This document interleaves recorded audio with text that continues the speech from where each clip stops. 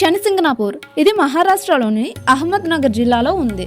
శనిదేవునికి అత్యంత ప్రసిద్ధమైన ఆలయంగా ఈ ప్రాంతాన్ని చెప్పవచ్చు. ఈ ఊరు ప్రత్యేకత ఏంటంటే ఇక్కడ దొంగతనాలు జరగవు. ఇక ఇళ్లకు షాప్స్ కి తాళాలు ఉండవు. ఎవరైనా ఈ గ్రామంలో దొంగతనం చేయాలని ప్రయత్నిస్తే వారికి శనిదేవుడు శిక్ష వేస్తాడు అని నమ్ముతారు. ఇక ఈ ఆలయ చరిత్రలోకి వెళ్తే పురాణాల ప్రకారం ఓసారి సింగనాపూర్లో వరదలు వచ్చి శనిదేవుని విగ్రహం వరదల్లో కొట్టుకుపోయింది. అలా కొట్టుకు వచ్చిన విగ్రహం ఒక చెట్టులో కూరుకుపోయింది. అటుగా వచ్చిన ఓ పశువుల కాపరి ఆ విగ్రహాన్ని కదపడానికి ప్రయత్నించగా ఆశ్చర్యంగా ఆ విగ్రహం నుంచి రక్తం వచ్చింది. అది చూసిన కాపరి భయంతో పారిపోయాడు. ఆ రాత్రి శనిదేవుడు ఆ కాపరి కల్లోకి వచ్చి ఆ గ్రామాన్ని రక్షించడానికి తానే ఒక శిలారూపంలో వచ్చానని చెప్పాడు.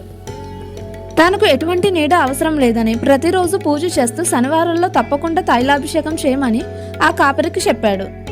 ఆ తర్వాత గ్రామస్తులంతా కలిసి విగ్రహాన్ని వెలికి తీసి ప్రతిష్ఠించారు.